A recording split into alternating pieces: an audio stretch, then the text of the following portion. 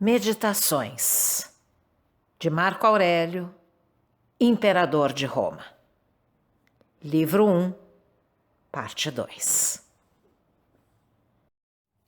O platonista Alexandre acautelou-me contra o uso frequente das palavras "estou muito ocupado" na expressão oral ou na correspondência, exceto em casos de absoluta necessidade, dizendo que ninguém deve furtar-se às obrigações sociais devidas com a desculpa de afazeres urgentes.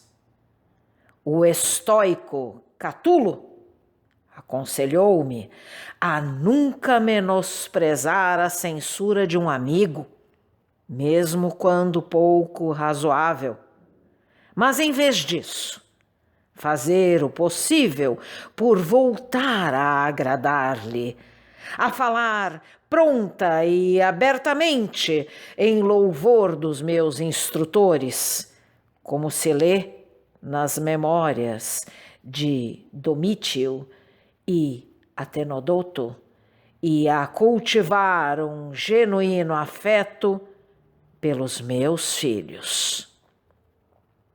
Com meu irmão Severo, aprendi a amar os meus familiares, a amar a verdade e a justiça.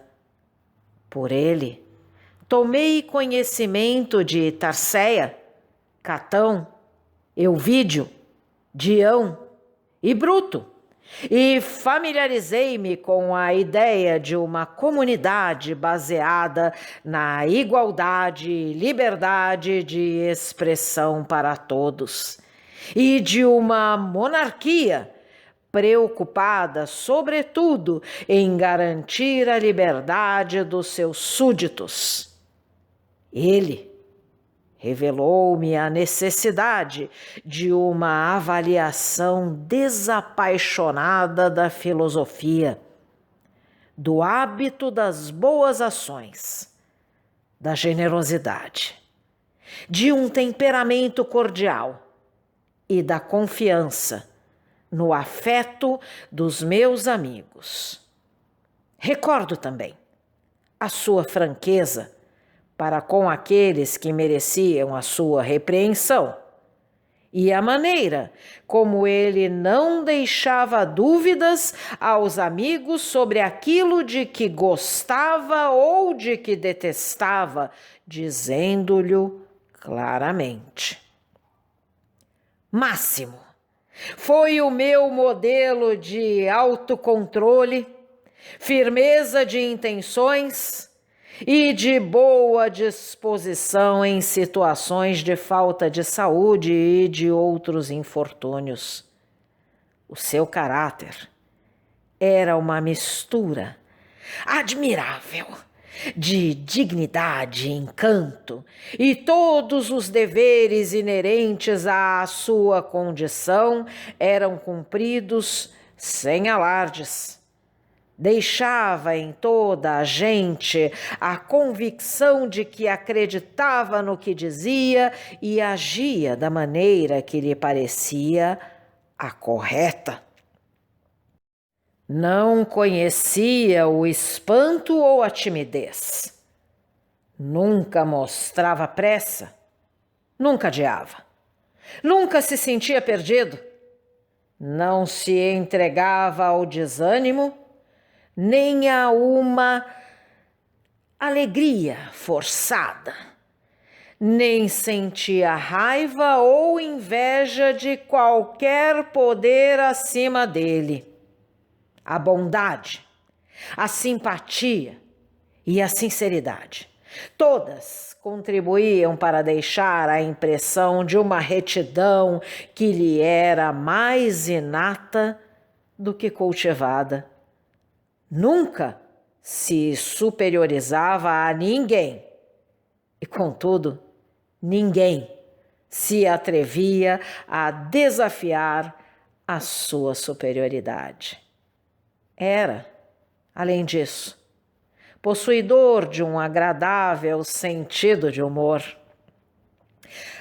As qualidades que eu admirava no meu pai eram a sua brandura, a sua firme recusa em se desviar de qualquer decisão a que tinha chegado, a sua completa indiferença às falsas honrarias, o seu esforço, a sua perseverança e vontade de ouvir atentamente qualquer projeto para o bem comum.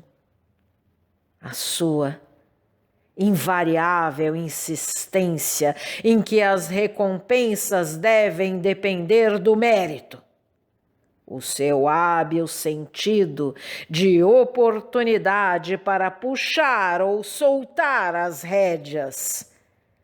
E os esforços que fazia para suprimir a pederastia. Ele tinha consciência de que a vida social tem as suas exigências. Os seus amigos não tinham qualquer obrigação de se sentarem à sua mesa ou de o acompanhar nas suas viagens oficiais. E quando eles eram disso impedidos por outros compromissos, isso não lhe fazia qualquer diferença.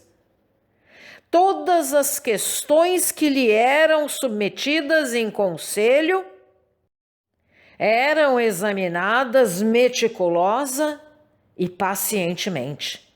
Nunca ficava satisfeito em despachá-las apenas com uma primeira impressão apressada.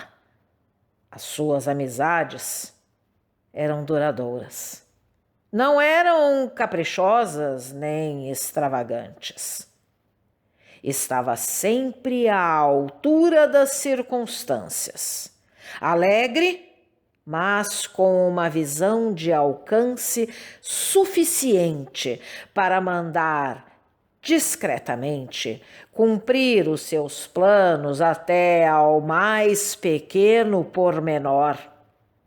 Estava sempre atento às necessidades do império, conservando prudentemente os seus recursos e suportando as críticas daí resultantes.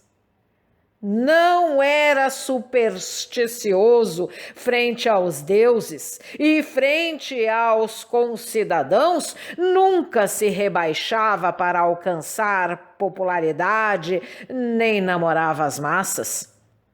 Mas prosseguia o seu caminho calma e firmemente, desprezando tudo o que lhe soasse a ostentação ou moda. Aceitava, sem complacência ou compunção, os bens materiais que a sorte pusera à sua disposição. Quando estavam à mão, aproveitava-os, e quando não estavam, não sentia qualquer mágoa.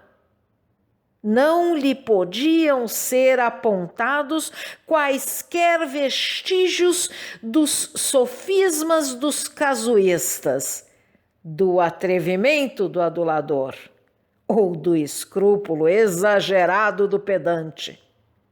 Todos os homens lhe reconheciam uma personalidade madura e acabada, que era insensível à lisonja e perfeitamente capaz de se orientar a si próprio e aos outros.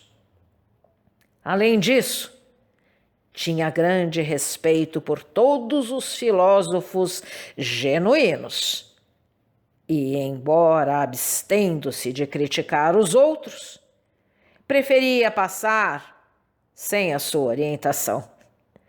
Na convivência era afável e atencioso, mas sem exageros. Os cuidados que dispensava ao corpo eram razoáveis. Não havia nele qualquer ansiosa preocupação de prolongar a existência ou em embelezar a sua aparência. Contudo, estava muito longe de ser descuidado em relação a esta e, de fato, cuidava tão bem de si próprio que raramente precisava de cuidados médicos ou de medicamentos. Não se notava nele o mais pequeno vestígio de inveja no seu pronto reconhecimento de qualidades notáveis, quer em discursos públicos, quer nos domínios da lei, da ética ou qualquer outro. E esforçava-se por dar a cada pessoa a oportunidade de conquistar reputação no seu próprio campo. Embora todas as suas ações fossem guiadas pelo respeito pelo precedente constitucional, nunca abandonava o seu caminho para buscar o reconhecimento público disso. Também não gostava da agitação e da mudança e tinha uma arraigada preferência sempre pelos mesmos lugares e sempre pelas mesmas atividades. Depois de uma das suas enxaquecas, voltava logo aos seus deveres, sem perda de tempo, com novo vigor e completo domínio das suas capacidades. Os seus documentos secretos e confidenciais não eram muitos, e os raros temas neles tratados referiam-se exclusivamente a assuntos do Estado. Revelava bom senso e comedimento na exibição de espetáculos, na construção de edifícios públicos, na distribuição de subsídios, etc., tendo sempre mais em vista a necessidade dessas medidas do que o aplauso que elas provocavam.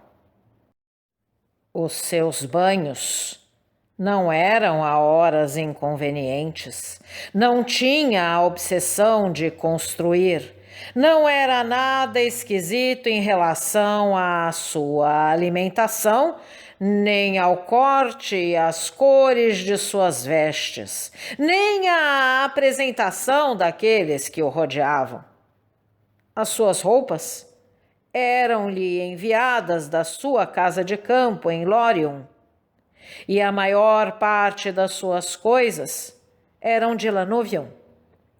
A famosa maneira como ele tratou um inspetor em Tusculum era típica do seu comportamento, pois a falta de cortesia, bem como a brusquidão ou a jactância, eram estranhas à sua natureza.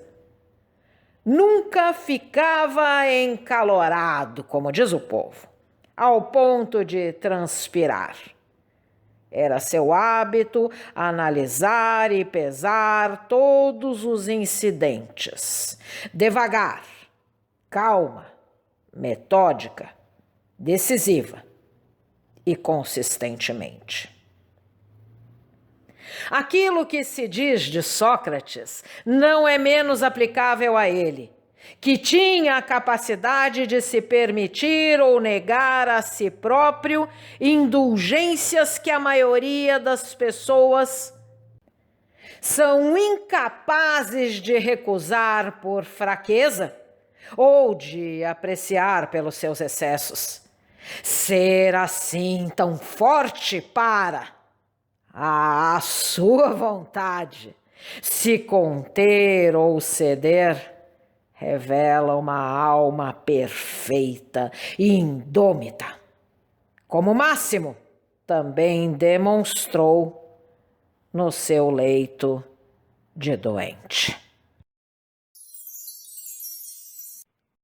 Se você gostou desse áudio, deixe seu like, compartilhe, deixe também seu comentário e se inscreva no canal. ativando o sininho para ser avisado dos próximos vídeos. Um grande abraço e até a próxima!